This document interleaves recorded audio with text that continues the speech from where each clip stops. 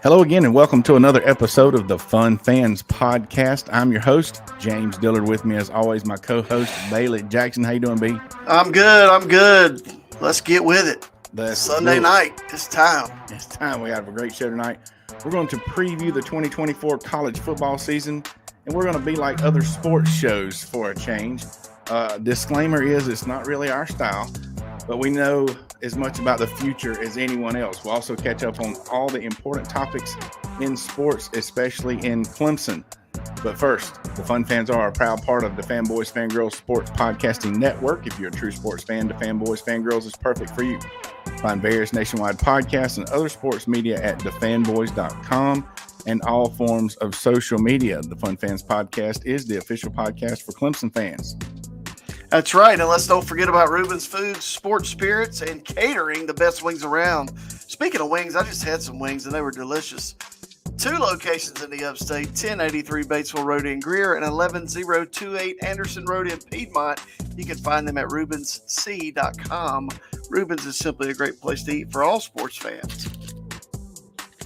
The Fun Fans Podcast is also brought to you by Ivy O'Sullivan Healthcare Services. At Ivy O'Sullivan, they are more than just chiropractors. Since 1977, this family-owned business, located in downtown Spartanburg, has been helping people with techniques other than the typical twisting and popping that can sometimes make people nervous about trying a chiropractor.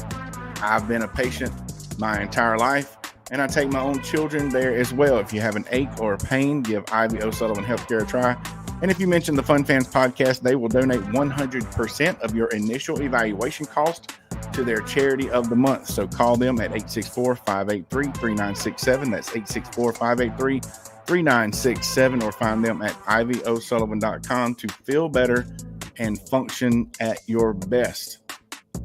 All right, let me get this music turned down here, and we are going to. So what's all the other talking heads doing? It's preseason, so they're predicting. They're saying who's going to finish where, and they're going into great detail. But we're going to say who's going to finish where, and we're going to give our reasoning, and that's going to pretty much be about it.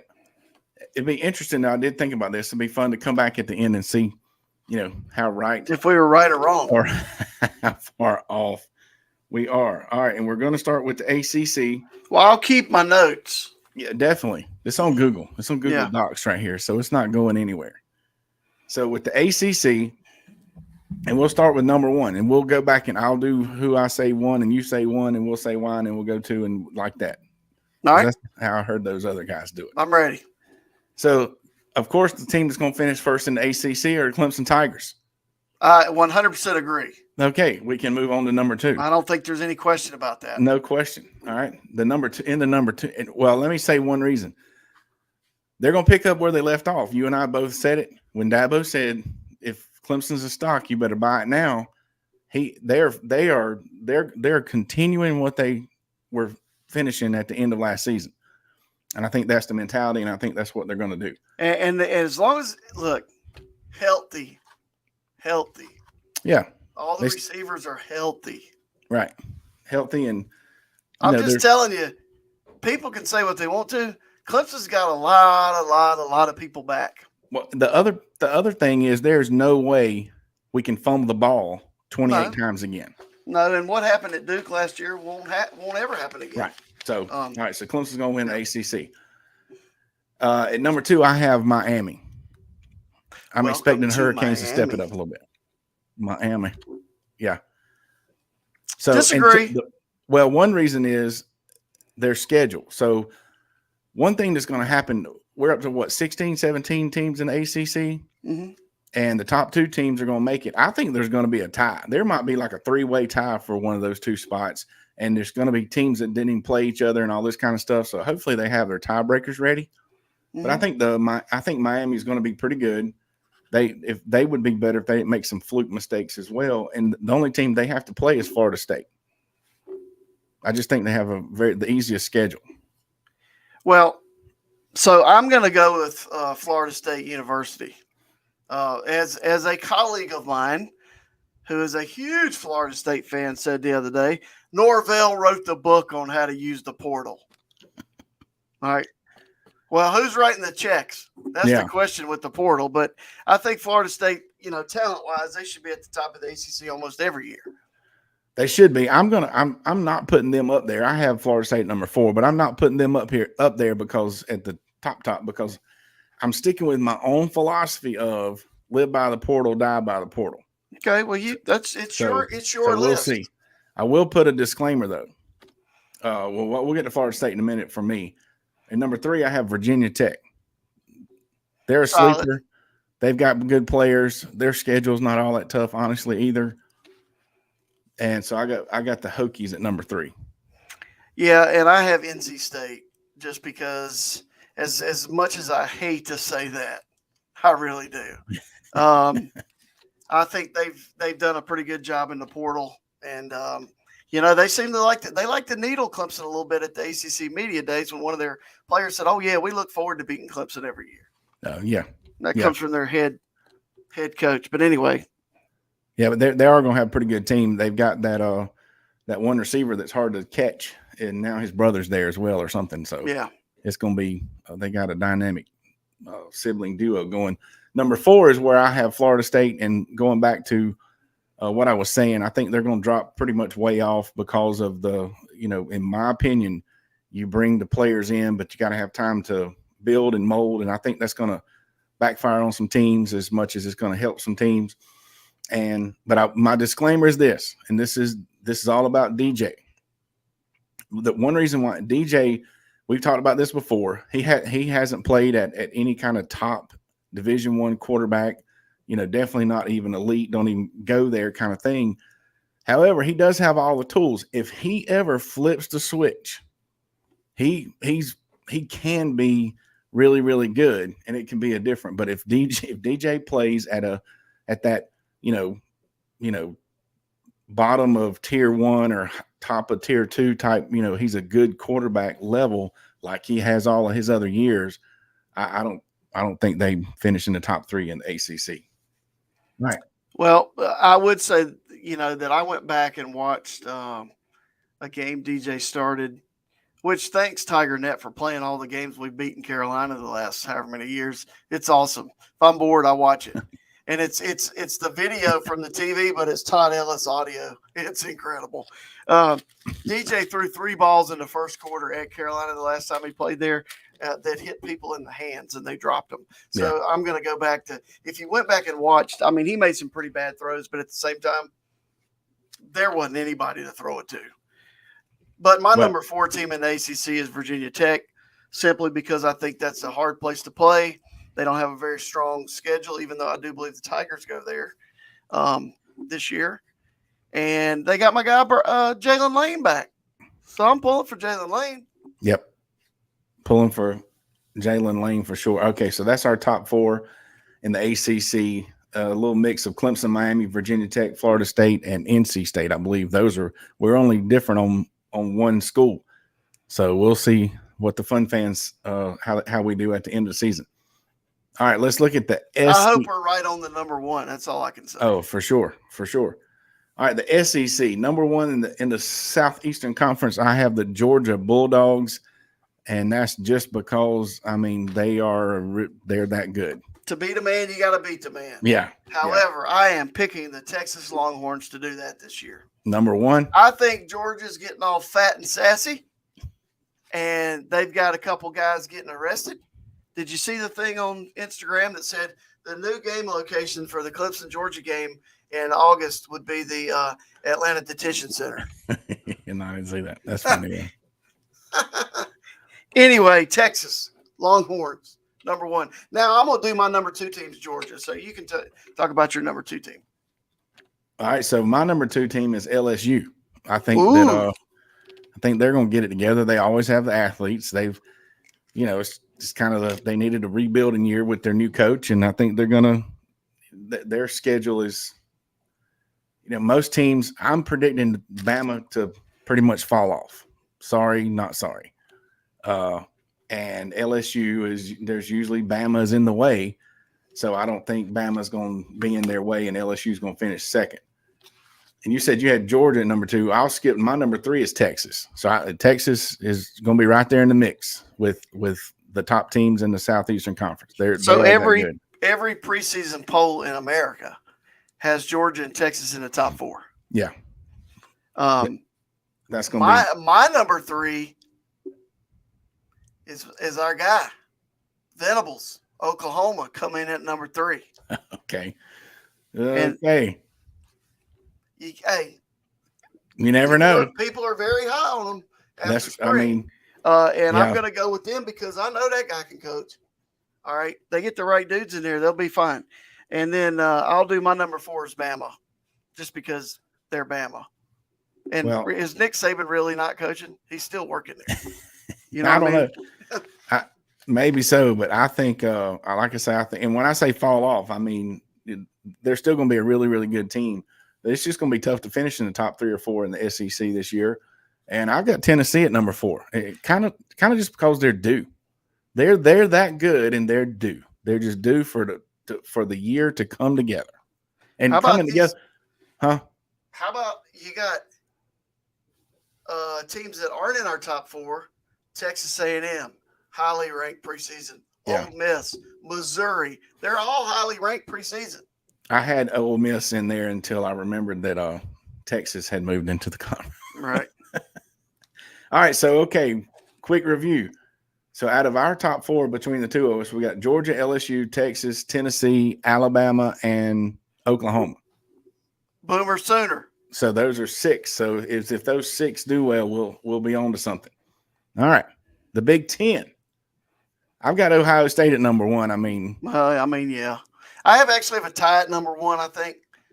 Ohio State and Oregon. Well, okay, so I'm looking at this stuff because, normally we worry about, we're looking for the odd stories, and I'm catching, the spelling bee stuff and the hot dog eating contest to put together material for this podcast.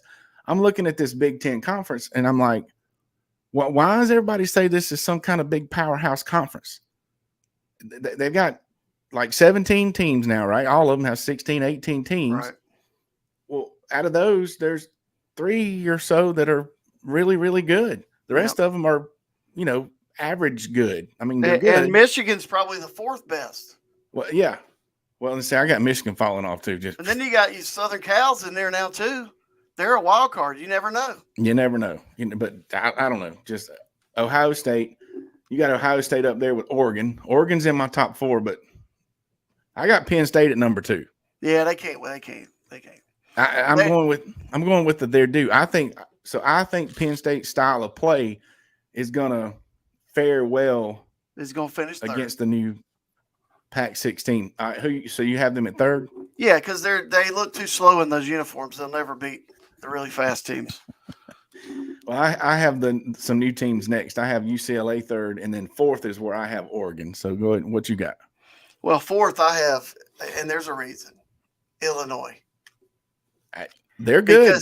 Because one of my good buddies who he was at Carolina and he got demoted and he took a job at Illinois, Mr. Justin Stepp, sent me a text on my birthday.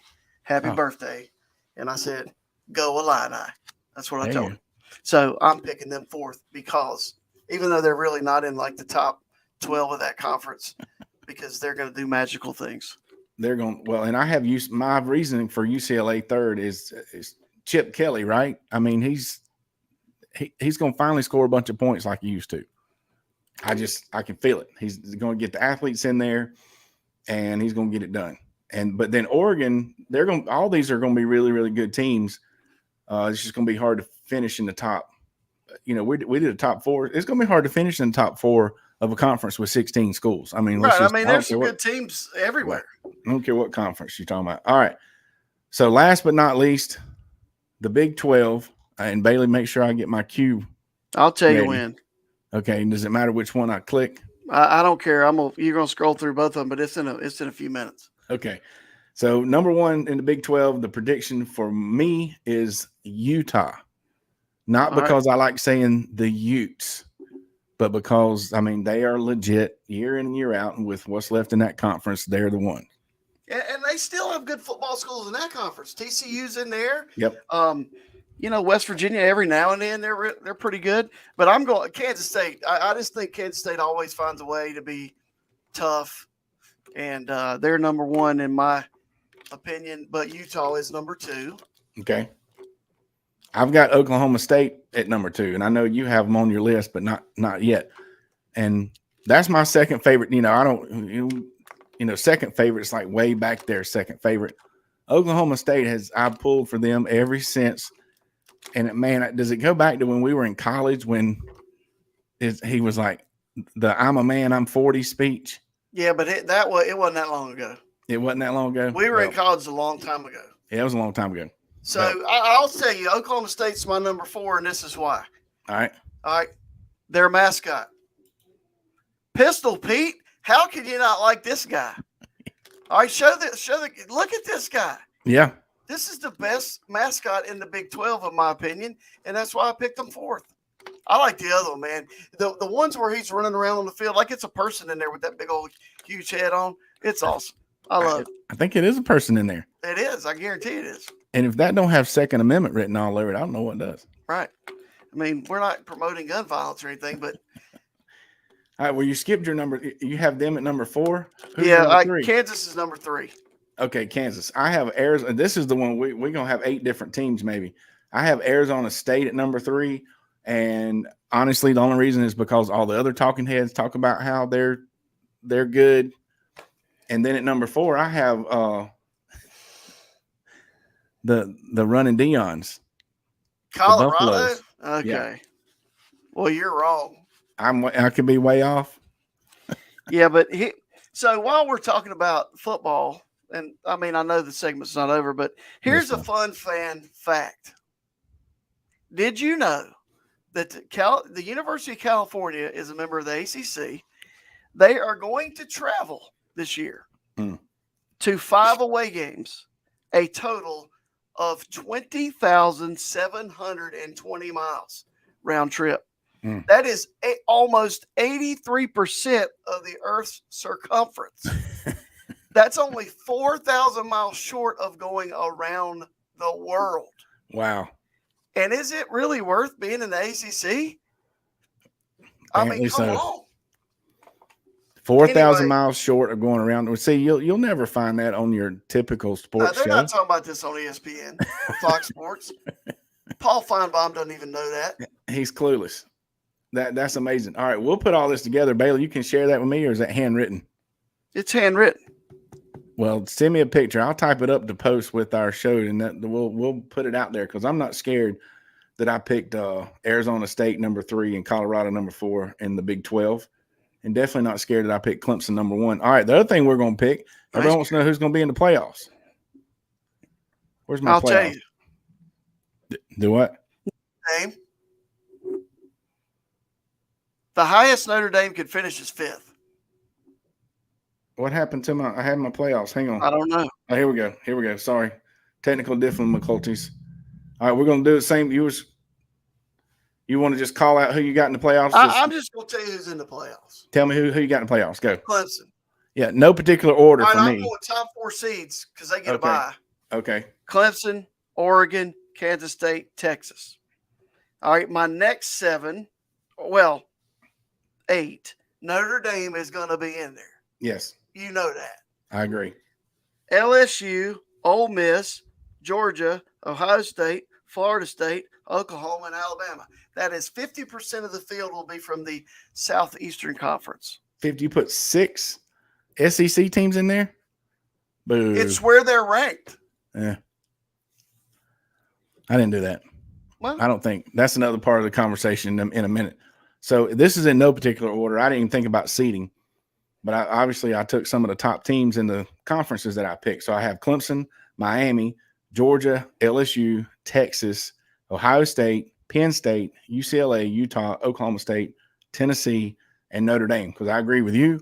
I looked at Notre Dame's schedule. I mean, without having to play a conference championship and with 12 spots, Notre Dame's going to get a spot. It's just like it's going to be ridiculously easy for them. It should be. Did you look at any of the preseason rankings before you did this? A little bit. Oklahoma State ain't even on the radar. Well, that don't mean nothing. But they got Pistol Pete, baby. They're gonna show up, show out.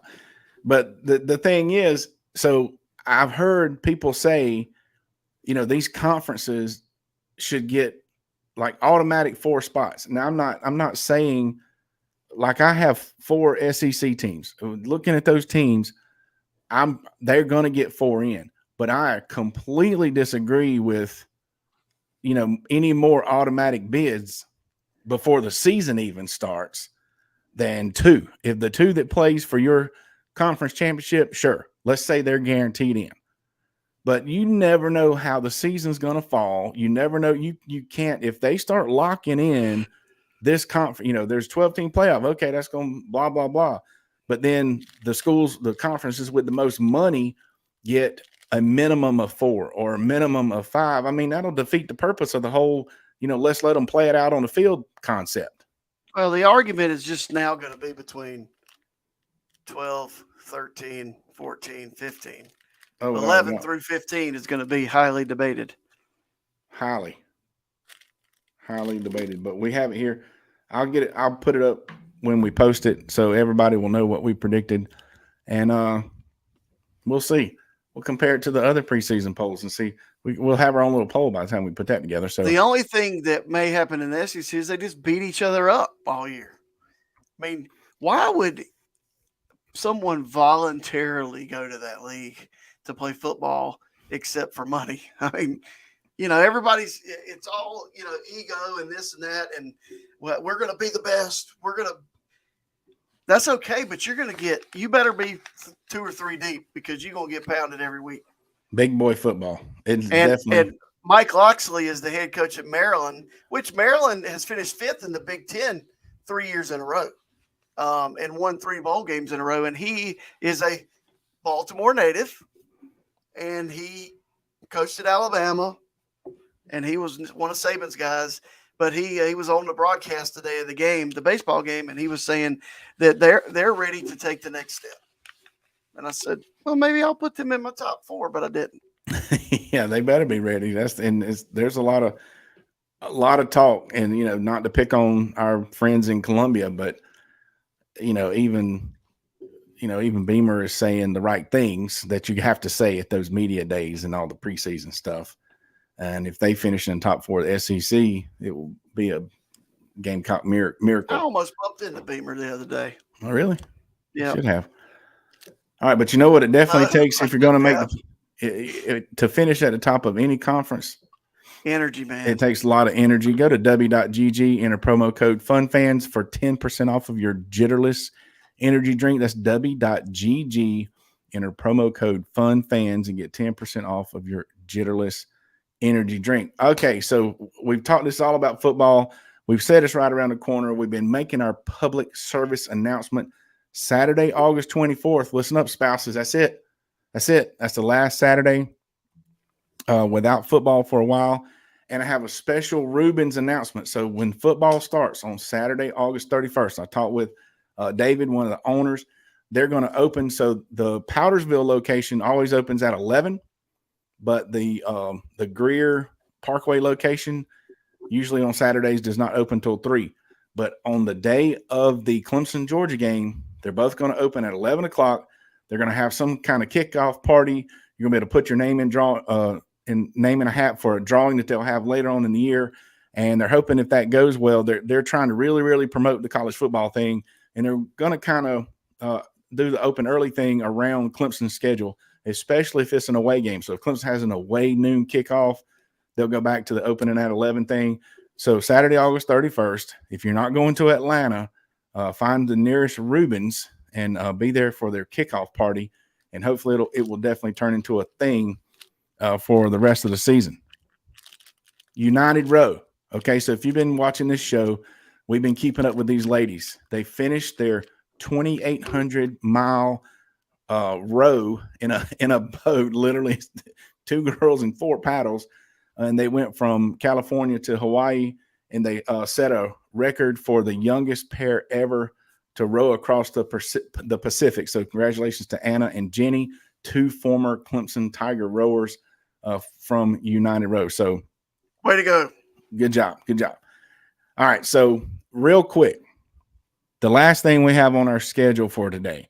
The other two big things that happened in college football this week were about scholarship expansion, which was part of the NIL settlement.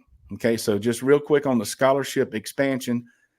In the new model, schools are permitted to offer a scholarship to each player on a sports roster up to the new roster limits. With the move, roughly 790 new scholarships are available across the 40-plus NCAA sports listed in the settlement.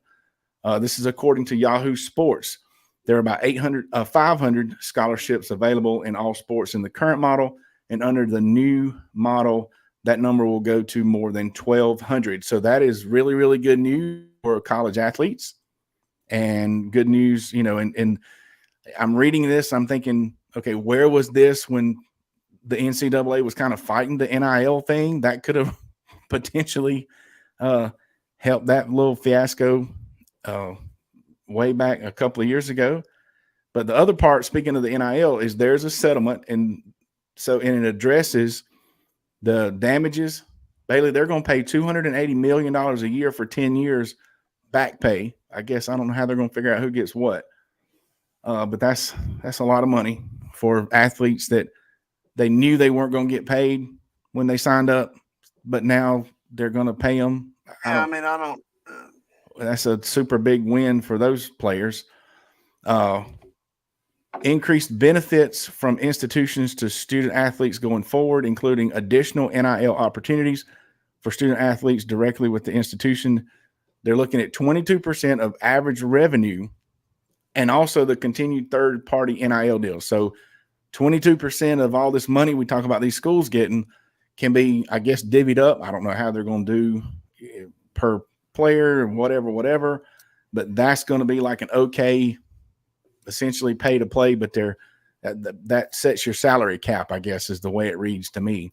So, right. However, all of this comes with, quote, a robust and effective enforcement and oversight program to ensure the new NIL model achieves its objectives. Now, I don't know what the objectives are. Do you know what the objectives are? I guess to kind of make it more fair for everyone. I don't know. That, and, I guess to just make sure so the revenue can be pay to play, because you can say the kids out there on the field or the court and they're helping earn that TV money. Right. But the other third party revenue, NIL revenue money, it has to be some kind of legitimate something. If you're getting paid to do commercials, you have to actually do the commercials. Right. I guess maybe something like that. So I don't know. Yep. There will be also, to me, that means that they're going to have to hire a lot of enforcement people, probably retiring educators. Maybe potentially named James and Bailey. Yes. That'd be great. We're used to being the bad guys. I want to be the enforcement guy in Columbia. Yeah, as long as we can. There's no bias there at all. No. That'd be funny. But anyway, they still have some things to work out. Don't know how it's going to work out state to state and all this kind of stuff. But, Bailey, how much longer before they're just not – this is interesting because graduation rates came up at the same time, okay? And one player, I'm not going to say where, but one player was quoted as saying, "Why should we have to go to class if we came here to play football? We ain't come to play school. Classes are pointless." So people are fighting to give you all this money, and really all you got to do is go to school and play a sport. And that's just one player, but it's one that actually came out and posted it on X. Well, I'm sure he got scolded. I can't help but think. I mean, how much longer before they're not even school teams? Well, they got. We're just missing we're missing the boat here. I mean, we are missing the boat. I don't know. I can't answer that, but I can tell you that Clemson's graduates way better than a lot of people's. Yeah. Speaking of the first, if Clemson and Georgia were to go head to head on graduation rate, it's not even close. Yeah. Bless their hearts on the Bulldogs. All right, babe. Real quick O's update. Yeah, they've been struggling a lot lately, but so have all the other top teams in baseball. Last 10, they're 5-5. Beat the Padres today. They're still in first place.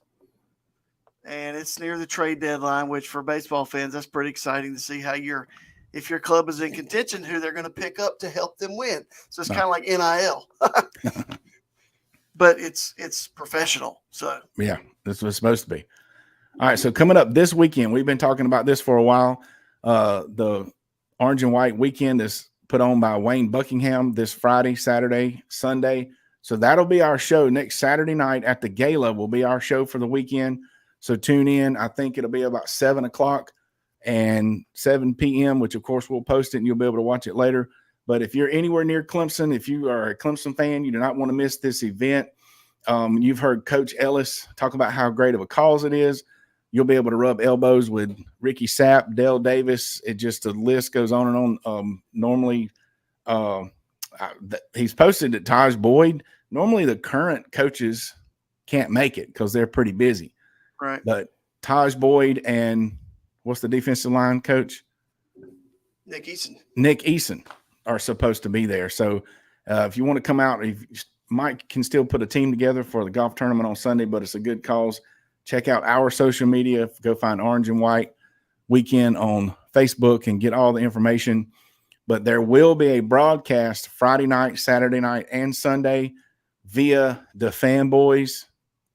But it'll be Saturday night will be the Fun Fans podcast at the Gala with the Orange and White Weekend. And we're looking forward to it. All right. So we hope you enjoyed our typical sports show. We'll get back to more tailgate talk next week or when we come back after the Orange and White Weekend. That'll be a very, very cool show.